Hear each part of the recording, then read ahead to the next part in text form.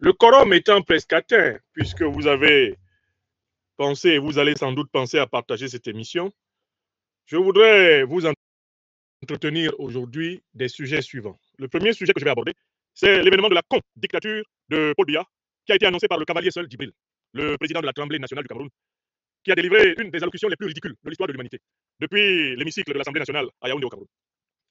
Le second sujet sera une confirmation de ce que je vous ai dit hier. Je vous ai dit que Biya sera effrayé par Poutine et débloquera rapidement le pétrole de la République centrafricaine après avoir flatté les impérialistes occidentaux par l'invocation complètement artificielle de soi-disant sanctions qui n'ont même pas duré 24 heures. À cette occasion, nous lirons l'article pleurnichard de RFI qui a constaté les dégâts lorsque le régime Biya s'est débiné et a décidé de laisser passer le pétrole du peuple centrafricain. Le troisième sujet que nous allons aborder, c'est l'Europe qui est contrainte à l'indépendance par Donald Trump. Et en même temps que l'Europe est contrainte à l'indépendance, elle est appelée au sacrifice par Zelensky. C'est assez difficile pour l'Europe. Les temps sont durs. Comme on le dit dans une langue de chez moi au Cameroun, c'est pour capou. Le mal n'est pas bien. Le quatrième sujet que nous aborderons, c'est le passeport de la Confédération des États du Sahel qui précède désormais la monnaie attendue de la Confédération de l'Alliance du Sahel. À partir du 29 janvier 2025, les citoyens de l'AES, de la Confédération des États du Sahel, disposeront d'un passeport estampillé au nom de l'organisation. Une remarquable efficacité que nous allons commenter. La cinquième information que nous allons commenter, c'est la Russie qui appelle à l'ouverture d'une enquête sur le financement, le soutien et l'organisation du terrorisme en Afrique. Et nous allons saluer cet appel de la Fédération de Russie, parce que nous allons montrer que cet appel est en consonance parfaite avec la pétition que votre serviteur a lancée il y a maintenant une semaine, et que vous auriez tort de ne pas avoir signé et fait signer. Le sixième sujet que nous allons aborder, c'est la mise sur pied d'une armée conjointe de 5000 hommes, l'unité fondamentale de l'armée unie de la Confédération des États du Sahel, qui va être opérationnelle à partir de la fin de ce mois, et qui a été annoncée par le général de corps d'armée Salif Oumoudi, ministre d'État, ministre de la Défense de la République du Niger. Enfin, le dernier sujet que nous aborderons dans cette conversation du jeudi 23 janvier 2025, c'est l'étrange commission mémorielle France-Cameroun, qui s'est sanctionnée par un rapport secret, mystérieux, remis par une délégation camerounaise au président français Emmanuel Macron, et qui est construite sur une incongruité historique dont je vais vous donner une idée. Voilà les sujets que nous allons aborder lors de cette émission, qui s'avère d'ores et déjà plutôt bien chargée, mais je m'efforcerai d'aller autant que possible à l'essentiel au regard de l'heure avancée.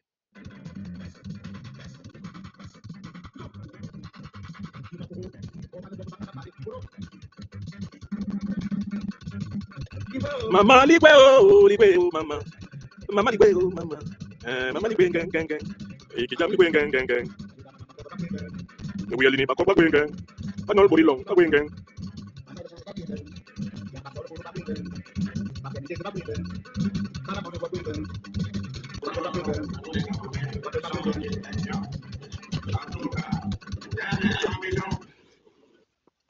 Je voudrais commencer par donner la parole à M. Kava Yegué Djibril, celui qui annonce la dictature de Paul Biya à la parodie électorale de 2025 au Cameroun. Je voudrais qu'on l'écoute d'abord, ce monsieur de Kavaï Yegué Djibril. Il a la parole. Je vais vous mettre le masque. Voilà. De tous les Camerounais, sans distinction. En tout cas, une ambition forte du chef de l'État, son Excellence Paul Biya, le candidat de la région de l'extrême nord à la prochaine élection présidentielle. Vive Paul Biya, oh yeah! Vive Paul Biya, oh yeah! Vive Paul Biya, oh yeah! Je vous remercie. Alors, cette misérable prestation oratoire est l'œuvre d'un individu appelé Kava Yegué Djibril et qui fait office de soi-disant président de l'Assemblée nationale, mais en réalité président de la Tremblée nationale du Cameroun. Ce vieillard qui n'a pas de respect pour son âge et qui devrait s'occuper de ses mémoires, à l'âge avancé qui est le sien, prétend faire office de président d'une Assemblée nationale qui ne sert à rien, d'autant plus que M. Biya ne la consulte pas et n'écoute aucun de ses avis, puisque nous sommes dans une dictature. Kava Yegué Djibril prend la parole pour annoncer la candidature d'un nonagénaire comme lui. Ce sont des gens de 90 ans. Kava Yegué et Biya. Biya est pratiquement en train d'entrer dans sa 93e année. Et prétend être candidat à une élection, soi-disant présidentielle, pour gouverner le Cameroun pendant 7 ans, c'est-à-dire jusqu'à ses 100 ans, jusqu'à ce qu'il ait un siècle. Kava Yegué Djibril, qui doit toute sa carrière, c'était un ancien professeur d'éducation physique et sportive, qui doit toute sa carrière politique à la fraude électorale organisée massivement au Cameroun par Paul Biya. Kava Yegué se lève et nous dit que la plus grande ambition du peuple camerounais, c'est d'être dirigé par des gens qui n'ont plus le futur. Il se lève et il nous dit que M. Biya serait le candidat de la région camerounaise de l'extrême nord. Il se lève et il nous dit que le peuple camerounais devrait applaudir, que les députaillons, parce que ce ne sont pas des députés, ils sont là par fraude, ce sont tous des usurpateurs qui sont assis là. Il nous dit que cette Tremblée nationale, là, cette bande de paltoquets qui savent bien qu'ils ne servent à rien, mais qui font semblant de faire des lois, il nous dit que ces gens-là représentent l'avenir du Cameroun. Mais je voudrais dire que ce qu'on a vu, c'est la dernière grimace du ridicule. Ce sont les derniers micmacs d'un régime vomi, d'un régime moche, d'un régime laid, vilain à voir, d'un régime criminel au Cameroun. Je voudrais dire que nul ne s'y trompe. La scène que vous avez vue est une scène diabolique. C'est une scène qui montre quelqu'un qui est à l'âge où, en Afrique en général, c'est la sagesse qui est invoquée, mais qui se comporte littéralement comme un drogué, comme un psychopathe. Puisqu'il ose penser que des gens qui, depuis 42 ans, n'ont pas pu améliorer le sort du peuple camerounais, vont être capables de le faire maintenant qu'ils approchent leurs 100 ans. Il faut que les Camerounaises et les Camerounais mesurent le degré d'impuissance auquel le peuple camerounais a été conduit pour que de tels individus se lèvent devant lui pour lui dire qu'il confie son avenir. Alors, quelle est la solution de ce problème? Tous les jours, je montre le médicament. Si au Cameroun, des personnes aussi inutiles et nuisibles peuvent tenir la tête des institutions brinque-ballantes, c'est parce qu'elles ont réussi quelque chose d'incroyable, mais en même temps abominable. C'est de diviser les Camerounais et de les empêcher de se percevoir comme un seul et même peuple, une seule et même humanité, les empêcher de se battre ensemble pour améliorer leurs conditions communes de vie. Comment ces gens ont-ils procédé? Ils ont infligé à mon peuple, au peuple de mon pays natal, 7 maladies graves. 7 maladies graves. La première que j'ai repérée, c'est le tribalisme. Les Camerounais laissent des troubadours comme ça les diriger, parce que beaucoup de Camerounais grandissent en pensant que du moment qu'il y a quelqu'un de leur groupe ethnique qui a une position politique, cette personne mérite d'être soutenue. Même quand cette position politique est secondaire, au nom de l'ethnie, on soutiendra cette personne. Même quand cette personne appartient à un parti politique auquel on est opposé, au nom de l'ethnie, on va soutenir cette personne dans ce parti politique-là. C'est-à-dire que si moi qui suis un Bandem Bassa, de Yabassi et de Ngambé, eh bien, comme je suis un Bandem Bassa de Yabassi et de Ngambé, toute personne originaire de Yabassi Bandem et de Ngambé Bassa que je connaîtrais et qui est par exemple au RDPC, je vais la soutenir. Il faut que vous compreniez comment le Cameroun est bloqué. Le tribalisme a bloqué le Cameroun au point où il y a des opposants qui soutiennent des gens qui sont dans le parti au pouvoir uniquement parce que ces gens sont de la même ethnie. Donc vous avez au Cameroun une incongruité incroyable pour avoir un opposant qui soutient un député du RDPC parce qu'il est de son ethnie. Mais en dehors de ça, il est opposant dans le pays. Vous avez quelqu'un, il est Peul, il est opposant, mais il soutient un député du RDPC qui est Peul, parce que le député en question est Peul, parce que c'est son frère, dans sa tête à lui. Vous avez quelqu'un qui est Bamileke, il est opposant, mais à l'intérieur du RDPC, il soutient les Bamileke qui sont de sa région de l'Ouest, la même région de l'Ouest que lui. S'il est Banganté, il soutient les Banganté du RDPC. S'il est Douala, en tant que Douala camerounais, il est opposant, mais les Douala qui sont dans le RDPC, il les soutient. Voilà comment le pays, voilà comment le Cameroun est paralysé. Est-ce que vous comprenez? C'est de la haute sorcellerie. Vous avez un pays dans lequel il y a beaucoup de gens qui sont opposants et en même temps positionnants. C'est-à-dire qu'ils ne sont pas d'accord avec ce qui se passe, mais du moment qu'il y a un de leurs frères qui en profite, ils sont quand même d'accord. Ce qui fait que les comportements des citoyens annulent la résistance citoyenne. À partir du moment où vous avez des citoyens qui ont un comportement contradictoire, c'est-à-dire il est opposant quand il faut réfléchir normalement. Mais dès qu'il regarde et qu'il voit quelqu'un qui est originaire de son ethnie, il n'est plus opposant. C'est-à-dire qu'un tel est ministre, mettons il est ministre de la culture. Je suis opposé à la politique de la culture de Paul Biya, mais comme le ministre là est de la même ethnie que moi, je le soutiens. Je le soutiens. Quand on le critique même, je le défends. Mais en même temps, je suis opposant au régime. Voilà comment on a amené les Camerounais à devenir les sorciers les uns des autres. C'est-à-dire qu'on se débrouille toujours pour faire que le Camerounais ait un comportement contradictoire, qu'il soit à la fois d'accord et contre le changement. Il doit être d'accord et contre le changement. Par exemple, si on prend la corruption, il doit être contre la corruption, sauf quand ça lui profite, ou si ça profite à quelqu'un qui lui est proche, ou quelqu'un de son ethnie. Donc ça fait qu'on ne peut pas combattre la corruption, puisqu'on est en désaccord avec la corruption seulement quand ça ne nous profite pas. Donc voilà comment le tribalisme a paralysé le pays. Il a été fortement exacerbé par le maître colon, et il a été transmis comme moyen de paralysie du pays aux héritiers du maître colon, Aïdjo Biya. Hop, on continue. L'esprit magique ou de superstition. C'est-à-dire que le refus de considérer les actions réelles que nous devons mener pour transformer notre vie. Et la tendance à expliquer des phénomènes que l'on peut comprendre simplement par des explications abracadabrantesques et magiques. L'esprit magique. On voit la sorcellerie partout. Dans quelque chose de très simple, comme par exemple économiser de l'argent pour investir, on voit la sorcellerie. Quand quelqu'un économise, on dit qu'il a vendu quelqu'un en sorcellerie pour pouvoir faire ses affaires. Uniquement parce qu'on n'a pas soi-même pris l'habitude d'économiser. On n'a pas pris l'habitude de préparer un capital, de gérer un capital. Et quand quelqu'un réussit à le faire, on dit non, non, non, il a vendu quelqu'un aux femmes là. Les explications magiques. Donc ça paralyse les Camerounais. J'ai analysé un troisième problème. Pourquoi Kavaye Djibril peut se lever et nous parler de Paul Biya? Pourquoi cet homme-là, qui n'a plus rien de bon à faire pour le pays, en dehors de s'asseoir, d'écrire ses mémoires, de s'occuper de ses petits-enfants, ses arrière-petits-enfants, pourquoi ces hommes-là continuent à se présenter comme l'avenir du Cameroun? Parce que le pays est donc dans la corruption généralisée. Et que la faiblesse du pays vient du fait que la pauvreté du grand nombre a facilité la porosité du grand nombre. J'ai repéré un quatrième point, la diversion artificielle du peuple camerounais dans la luxure. Donc, le bar, la bière, le proxénétisme, les cancans, les ragots, ce qu'on appelle le djapap, ça occupe amplement l'esprit des gens dans le pays. Et n'oubliez pas qu'il y a eu une politique des brasseries au Cameroun pour que les Camerounais passent toute leur journée au bar. S'il y a une industrie qui a plus de l'avance sur toutes les autres au Cameroun, c'est l'industrie de l'alcool. Le nombre de brasseries que ce pays-là brasse est énorme. Et le nombre de litres qu'il fait disparaître est tel qu'on peut se demander à quel moment les gens réfléchissent. Si à partir de 8 h du matin, ils sont en train de boire. La haine de la haute connaissance, voilà encore une maladie dont le Cameroun ne souffrait pas il y a 40-50 ans, lorsqu'on considérait encore que l'école était l'ascenseur social. Aujourd'hui, eh bien, la haute connaissance est méprisée. D'autant plus que l'échec de l'État technocratique s'est retourné en un mépris pour ce qu'on appelle les longs crayons. J'ai identifié un autre problème dans l'absence de vision collective au Cameroun. C'est-à-dire que les Camerounaises et les Camerounais, on nous a désappris à regarder ensemble vers le bien commun, à avoir une idée de ce qui est bon pour nous tous et à y tenir. L'absence de vision collective. Est-ce que nous sommes capables d'imaginer ensemble au Cameroun ce que le Cameroun doit être dans 20, dans 30, dans 40 ans? Est-ce qu'il y a suffisamment de Camerounais qui voient la possibilité d'un Cameroun qui leur soit commun? Voilà un des problèmes que nous avons. Et le dernier problème que j'ai analysé ici, c'était la haine de soi de l'Africain. Bref, l'habitude du mépris de nous-mêmes, qui nous a été inculquée par le racisme négriste, le colonialisme, le néocolonialisme et la domination dictatoriale. Et je disais qu'il y a un remède commun à tous ces 7 problèmes que les Camerounais ont et qu'on retrouve dans tous les autres peuples africains d'ailleurs. C'est qu'il faut faire naître, émerger la conscience africaine, la conscience panafricaine en chaque citoyen camerounais. C'est-à-dire qu'en fait, au Cameroun, nous allons nous libérer de la bande à Biya, à Kavaye Djibril, à Clément, à Tangana, la bande à, comment il s'appelle, Zengele, Martin. Cette bande, eh bien, de vieillards sorciers et sanguinaires. Nous allons nous en libérer quand nous serons capables, nous, Camerounaises, Camerounais, de nous regarder comme un seul et même peuple africain. Quand le Bassa, le Bamileke, le Peul, le Haoussa, le Mundan, le Tukuri, le Douala, le Bamoun, le Bakweri, quand le Ngumba et consorts vont se regarder comme étant le même peuple africain dans sa diversité, c'est-à-dire lorsque nous allons nous rendre compte que nous sommes condamnés à vivre ensemble, c'est-à-dire à réussir ou à périr ensemble, quand nous allons tous prendre compte et conscience du fait que nous sommes le même peuple et que dans la diversité de nos expressions, ce qui nous rassemble est encore plus grand que ce qui nous dissemble, ce jour-là, nous serons un seul et même peuple et nous pourrons regarder Biya, Kavaye Djibril, On pourra regarder Niat Ndifendi Marcel, on pourra regarder Clément Atangana, on pourra regarder Zengele et consorts, on pourra regarder les Semenge, non pas comme des gens d'une autre ethnie que nous, mais comme des Africains traîtres à l'Afrique. Parce que c'est comme ça qu'il faut les regarder. Or, le problème du Camerounais, c'est qu'on lui a appris à regarder l'autre comme quelqu'un d'une autre ethnie qui a trahi la sienne. Or, à partir de ce dispositif, tu ne peux pas lever un pays, tu ne peux pas lever un peuple. Quand un Camerounais regarde Paul Biya, et qu'à travers Paul Biya, il voit les boulous, il a donné à Paul Biya un moyen de faire perpétrer son régime. Parce que précisément, si tu ne regardes et ne réduis que Paul Biya à son statut de boulou, tu lui donnes un moyen de mobiliser mécaniquement les boulous pour le soutenir. Puisque tu fais peur au boulou, à l'idée que si un boulou n'était plus président de la République, eux, ils seraient morts. De la même façon, quand toi qui es boulou, tu regardes ton frère africain, Bamileke, comme un ennemi a priori. Mais tu fais bien entendre à tous ceux qui sont Bamileke que vous êtes prêts à ce que le pays brûle, à condition que ce soit quelqu'un de votre ethnie qui soit président. Et c'est dans ces conditions que le pays est bloqué. C'est pour ça qu'il ne peut pas se développer. Parce qu'en fait, nous ne sommes pas parvenus à nous regarder tous ensemble comme le même peuple. Le même peuple africain. Alors quel est le dénominateur commun entre le Béti et le Boulou? Entre le Boulou et le Haoussa, entre le Haoussa et le Peul, entre le Peul et le Ngumba, entre le Ngumba et le Bassa, entre le Bassa et le Pygmée, entre le Pygmée et le Tupuri. Quel est le dénominateur commun diantre? C'est qu'ils sont tous des Africains. Et que toute la diversité ethnique de 250 à 300 langues qui s'expriment au Cameroun renvoie à l'unité d'une grande civilisation, la grande civilisation négro-africaine multimillénaire, dont les points communs sont largement supérieurs aux points de différence. Donc, si nous devons nous regarder ensemble pour résoudre nos problèmes, nous devons nous regarder comme Africains. Nous devons nous regarder comme Africains. Et c'est un problème qu'on a partout en Afrique. L'incapacité, en raison de cette histoire coloniale, néocoloniale et de la manipulation de l'ethnicisme par les dictatures, l'incapacité à regarder l'autre citoyen comme étant un Africain comme moi. Je dis souvent cela aux Camerounais. Le Cameroun sera libéré quand tu pourras regarder ton voisin qui est originaire du Nord, comme tu regardes ton frère malien, avec qui tu es en amitié ici en France, parce que vous vous connaissez à Poitiers, vous vous connaissez à Rouen. Regardez comment nous nous comportons, nous les Africains. Quand nous arrivons en Europe, en Amérique, dans une zone où il n'y a pas beaucoup de gens de notre groupe ethnique, quel est le réflexe de la plupart des Africains? Tous ceux qui ont voyagé à travers le monde, quand les Africains vont très loin de leur pays, les Africains sont beaucoup plus africains quand ils vont très loin de leur pays natal que quand ils y rentrent.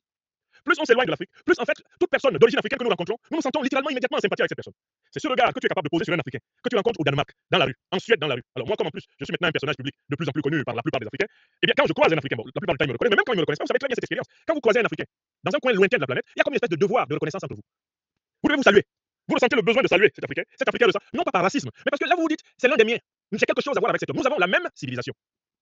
Donc ce regard que tu peux poser sur l'Africain, au nord du Danemark, au nord de la Suède, au fin fond de la Russie, au fin fond de la Chine, au fin fond des États-Unis, c'est ce regard qu'on te demande de poser sur ton frère, avec lequel tu vis au Cameroun, avec lequel tu vis au Gabon. Ne le regarde pas comme quelqu'un d'une autre ethnie, regarde-le d'abord comme un Africain comme toi, une Africaine comme toi. Et le jour où les Camerounais vont se regarder mutuellement comme des Africains, c'est une question d'une semaine. Ensemble, en tant qu'Africains, nous allons nous débarrasser de la domination des Africains qui détestent l'Afrique. Parce que la vraie opposition, c'est entre les serviteurs du peuple africain et les ennemis du peuple africain. La vraie opposition, la vraie ligne de contradiction, c'est entre ceux qui servent l'intérêt commun, le bien commun de la population et ceux qui ne le servent pas. Or, au Cameroun, ce n'est pas ces contradictions qui comptent. Quand quelqu'un sort dans l'arène politique, regardez par exemple, pourquoi est-ce qu'au Cameroun, une coalition forte de l'opposition n'émerge toujours pas? Pourquoi on a le MRC, on a le parti de Cabral Libye, on a le SDF, on a les différents morceaux du mouvement nationaliste de l'UPC, on a tous ces... Pourquoi tout ce monde ne se rassemble pas? Précisément parce que, eh bien, les formations politiques sont bloquées par les 7 démons que j'ai cités. Donc si on réussit, individuellement et collectivement, à se projeter au-delà de la dépendance à ces 7 fléaux, ce monsieur Lakabaye, je lui donne 3 jours. Soit il fuit Yaoundé, soit on l'arrête et il va en prison. Parce que si tous les Camerounais écoutaient ce que je dis, eh bien, il y aurait une mobilisation monstrueuse, une déclaration comme celle de Kabaye, on y répond simplement en sortant 1 million de gens de Yaoundé. Si 1 million de Camerounais est élevé à la conscience africaine, qui sortent de Yaoundé et qui vont vers Ngouaekele pour dire qu'on ne veut plus voir Kabaye dans une institution de la République, il va quitter le pouvoir ce soir. Mais le problème, c'est quoi? Les Camerounais sont assis dans les quartiers là-bas. Ah, c'est un Wadjo. C'est un Wadjo. Nous, on n'a pas de problème avec les Wadjo. De toute façon, tant que mon ethnie est au pouvoir, je ne fais rien au Wadjo. C'est un Wadjo, c'est pas un problème. Wadjo, c'est toi. Si tu es Boulou, tu es Bamileke, tu es Bassao, tu es aussi un peu Wadjo. Parce que nous appartenons à la même civilisation. Le vrai problème, c'est est-ce que ce monsieur que vous avez entendu dire que quelqu'un qui a 92 ans, 93 ans, doit faire un mandat de 7 ans à la tête du pays, après 42 ans d'incompétence crasse, est-ce que cet homme-là sert les intérêts du peuple africain du Cameroun? Quand la réponse est non, c'est comme un seul homme que nous devons sortir et y mettre fin. Quand les Camerounaises et les Camerounais seront capables d'écouter ce que je leur dis, la libération du Cameroun se fera en 1 semaine, maximum, du régime actuel. Les Camerounaises et les Camerounais ont un problème, c'est qu'ils n'ont pas de télécommande. Et la télécommande, elle se construit d'abord par la conscience de l'appartenance au même peuple. C'est parce que nous ne nous percevons pas au Cameroun et dans beaucoup de pays africains, comme le même peuple, qu'on peut nous manipuler par le tribalisme, par la corruption, par le régionalisme, par les différences religieuses. On peut nous manipuler en utilisant la superstition, on peut nous manipuler en utilisant la haine de la connaissance, la haine de soi. Tout cela est possible parce que nous n'avons pas une conscience de notre identité en tant que peuple africain et en tant que citoyen africain. Partout où la conscience africaine passe au-delà de la conscience tribale et même de la conscience nationale, les citoyens peuvent se coaliser et se libérer. C'est donc les forces panafricaines du Cameroun, dont je parle dans le sous-titre de ce livre, appellent aux forces panafricaines pour la libération du Cameroun. Ce sont les forces panafricaines pour la libération du Cameroun qui vont libérer le Cameroun. Et c'est le cas dans tous les pays qui sont paralysés par la même stratégie. Lorsque ce peuple-là dira, mais en fait, nous sommes les mêmes. Qui m'a amené à détester mon frère et ma soeur? Parce qu'il est Bassa, parce qu'il est Bami, parce qu'il est Boulou, parce qu'il est Béti. Qui m'a appris à détester le mien? Qui m'a appris à détester celui qui est de la même civilisation que moi? Qui m'enrichit par la nuance de sa langue, la nuance de sa gastronomie? Qui m'enrichit par la nuance de sa tradition, alors que nous appartenons globalement à la même tradition? Qui m'a fait détester mon frère? C'est-à-dire me détester moi-même. Je me délivre de lui. Il est vaincu au nom de nos ancêtres angélisés et par le Tout-Puissant. Je ne regarderai plus jamais un citoyen de ce pays comme étant un étranger dans ce pays. Car nous sommes tous une partie totale du grand peuple africain qui, depuis l'immense Kemet, eh bien, d'il y a 4000 à 5000 ans, jusqu'à nos jours, a le devoir de restaurer et de réinventer sa renaissance. Vous comprenez? Voilà la clé. Et cette clé-là, elle marche dans tout pays africain qui s'éveille. Et c'est parce que les Maliens, les Burkinabés et les Nigériens se sont hissés à la conscience panafricaine qu'ils ont construit l'Alliance des États du Sahel. Sans avoir fait l'effort de se regarder tous comme le même peuple. Et dans la constitution du Mali, il est écrit que ce pays est prêt à céder tout ou partie de sa souveraineté pour l'unité africaine. Ça, c'est écrit dans la constitution du Mali depuis des décennies. D'accord? Donc, par exemple, chez les Maliens, chez les Burkinabés, chez les Nigériens, les choses ont été faciles parce que le processus est en marche. Ils ont compris qu'ils sont le même peuple. Ils ont compris que ceux qui ne veulent pas qu'ils s'entendent, ne veulent pas qu'ils s'entendent, non pas parce qu'ils sont si différents que ça, les Maliens, les Burkinabés, les Nigériens, mais précisément parce que c'est le même peuple. Et que s'ils s'entendent, ils constituent une grande puissance. Il faut donc élaborer le mécanisme inverse. Il faut élaborer le mécanisme inverse de celui auquel on nous a habitués. Ah, lui là c'est un Bambara, lui là c'est un Dogon, ah là c'est la Hausa, oh ça c'est un Soniké. Oui, il est vraiment un Bambara, il est vraiment un Dogon, il est vraiment un Soniké, il est vraiment un Bassa, hein, il est vraiment un Baoulé, il est vraiment un Maasai. Mais en fait, c'est d'abord un Africain comme toi. Vous avez en commun de venir du même tronc commun civilisationnel et d'avoir une communauté de destin historique. Et en ce sens, vous êtes condamné à trouver une solution pour ne pas vous entretuer ad vitam aeternam. Vous devez trouver une solution pour apprendre à vivre ensemble. Et ceux qui ne veulent pas qu'il y ait cette solution, vous devez vous en débarrasser. Cet individu que vous avez vu, Kava Yagé Dribril, son patron Bia, ses acolytes Clément Tangana, Niat Marcel Ndifendi, ce sont les ennemis du peuple africain du Cameroun. Je dis bien ennemis du peuple africain du Cameroun. Et c'est comme tel qu'il faut les traiter. Non pas à partir des cages mentales, de l'ethnicisme, du régionalisme et tout cela. Il faut objectivement voir l'effet nocif de cette nomenclature sur notre peuple. Alors, je n'ignore pas que beaucoup exploitent justement cette logique tribaliste pour renforcer leur position financière, économique, politique, etc. C'est une réalité. Mais en fait, nous pourrons nous en sortir que quand il y aura une masse critique de citoyens libérés de cette logique. Quand on sera libéré de cette logique, Niat Ndifendi, là, on ira le chercher tous, sans chercher à savoir quel est son groupe ethnique. On ira le chercher pour le déloger du Sénat parce que c'est un mauvais président du Sénat et que jamais il n'aurait dû l'être dans ces conditions. Nommé par Bia. On ira chercher Kava Yagé Dribril, non pas parce que c'est un tout pourri ou quoi que ce soit, non. On ira le chercher parce que c'est un ennemi du peuple camerounais qui a desservi le Parlement camerounais tout le temps qu'il y est. Bia, on ira le chercher non pas parce que c'est un boulot, mais parce que c'est un ennemi du peuple camerounais, un ennemi du peuple africain. En 42 ans, il a détruit ce pays. D'accord? Et c'est à ce niveau de conscience que les Camerounais doivent se rendre. Parce que quand on arrive à ce niveau de conscience, on devient une véritable masse révolutionnaire. C'est ce que je voulais dire sur ce premier sujet. Alors, continuons à égrener nos sujets du jour. Je tenais vraiment à commenter cette scène ubuesque et honteuse de la dictature camerounaise, qui n'est possible que parce que le peuple est devenu une foule qui ne sait pas faire foule.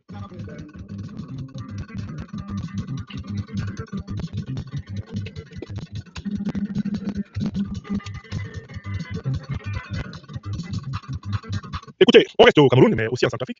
Hier, j'ai donné une conférence dans laquelle je vous ai fait observer que, à mon avis, le régime corrompu de Paul Biya ne pourrait pas continuer à bloquer le pétrole que la Russie a gracieusement offert à la République centrafricaine. Vous vous souvenez que j'ai donné une conférence hier en ce sens? J'ai conclu mon analyse du problème du gasoil offert par la Russie, 30 000 tonnes de gasoil offert par la Russie à la République centrafricaine. J'ai conclu en disant que Paul Biya allait donner ça dans les plus brefs délais. Et que s'il a retardé la livraison, c'est parce qu'il voulait faire plaisir à ses maîtres néocolons français et impérialistes occidentaux. Et que Paul Biya et son régime ne sont pas capables de sanctionner la Russie. C'est pas possible. Pour sanctionner quelqu'un, il faut en avoir les moyens. La sanction, c'est pas une affaire de bouche. Le pot de terre ne peut pas sanctionner le pot de fer. D'accord? Hier, je vous ai fait une analyse et j'ai conclu en disant que le pétrole centrafricain va d'arda aller à Bangui. Parce que Paul Biya a simplement voulu faire plaisir à ses maîtres. Puisqu'il est dans une année électorale, une année de parodie et de tricherie, il veut adoucir les mœurs de ses maîtres pour donner l'impression d'avoir humilié un temps soit peu, d'avoir lui aussi quand même un temps soit peu mis la Russie en difficulté. Ce qui m'a vraiment beaucoup amusé dans cette affaire, c'est l'article de RFI. RFI sur le pétrole centrafricain. Je vais vous commenter un article de RFI. Parce que c'est là qu'on va voir qu'est-ce qui se cachait derrière le comportement de Paul Biya. C'est un article qui a été publié aujourd'hui à 5h13 du matin. Et le titre de l'article est le suivant, Centrafrique. Le gazole offert par la Russie, prochainement acheminé à Bangui. 2 jours après la déclaration du porte-parole de la présidence centrafricaine, au micro de la radio Ndeke Luka, mardi 21 janvier, sur un blocage dans le port de Douala du gazole russe promis à la République centrafricaine, un arrangement a été trouvé. En conséquence de quoi, le débarquement de la cargaison qualifiée de don par Moscou a pu commencer en vue de son acheminement à Bangui.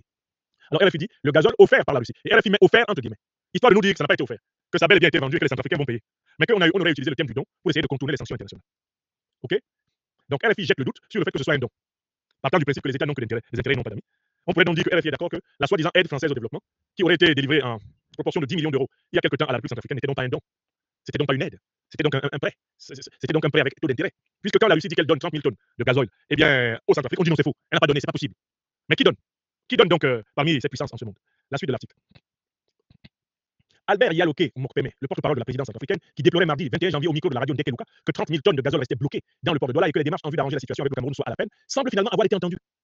Selon les autorités portuaires camerounaises, en effet, les opérations de déchargement de la cargaison étaient en cours dans l'après-midi du mercredi 22 janvier. Citation, les équipes sont mobilisées et une fois le téléchargement terminé, le transport sera effectué par la route par le transporteur désigné par le gouvernement centrafricain, à savoir la société Neptune Oil, déclarait ainsi Ntchetouma Banya, le directeur des ressources humaines du port autonome de Douala, hier, précisant que les premiers convois allaient partir d'ici à la fin de la semaine. Neptune Oil est une entreprise camerounaise qui s'est vu confier l'exclusivité de l'importation des produits pétroliers en Centrafrique.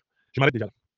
Donc RFI se plaint finalement qu'il y a eu un deal entre le gouvernement centrafricain et le gouvernement camerounais, dans le dos des maîtres qui avaient demandé au gouvernement camerounais de bloquer ce gazole, au motif que ce gazole est une violation des sanctions internationales occidentales contre la Russie. Quand vous lisez la totalité de l'article de RFI, dont je viens de vous lire un extrait, vous comprenez la déception des néocolonialistes français d'apprendre que finalement les 30 000 tonnes de gazole vont être acheminées à la République centrafricaine. Car on aurait voulu que le Cameroun participe aux sanctions contre la Russie, pour plaire à l'OTAN, pour plaire à l'impérium, néocolonialiste français. Or, comme je vous l'ai dit hier, Paul Biya est tout sauf fou. Il a voulu dans un premier temps, par ce retard de 2 jours dans le déblocage de ce gazole, il a voulu faire plaisir à ses maîtres occidentaux. Et après dire que vraiment, vous voyez très bien que je n'ai pas la force de m'opposer à Poutine. Si je ne laisse pas partir son gazole qu'il a donné à ses amis centrafricains, je vais avoir des problèmes. Poutine, il a déjà des amis au Niger, il a des amis au Mali, il a des amis au Burkina Faso, il a des amis en République centrafricaine, il a même déjà son armée qui forme actuellement l'armée de la Guinée équatoriale à moins de 300 km de Yaoundé. Moi, Paul Biya, je ne veux pas avoir les problèmes. Donc, ce qui s'est passé, c'est très simple. On a fini par réveiller le vieux Grigou dictateur qui a pris son téléphone rouge pour appeler ses exécutants. Allô, allez rendre à Touadéra à tout le pétrole que Poutine lui a envoyé. On dit, mais patron, les instructions que vous aviez données, ce n'était pas ça. Vous avez dit qu'on doit bloquer ça parce que vraiment, à Paris, à Washington, les gens seront contents si on bloque. C'est moi qui vous demande d'appliquer donc les contre-instructions. Vous voulez que j'ai des problèmes? Si Poutine se fâche contre moi ici, qui va me protéger? Bon, hier, je vous avais déjà dit que c'est ce qui allait se passer. Je vous l'ai dit que ce vieux-là, c'est un malin. Il fait semblant d'obéir à ses maîtres occidentaux, mais c'est pour les apaiser. Et ensuite, il va se soumettre au rapport de force. En fait, ce qui a déclenché le déblocage, du gazole offert par la Russie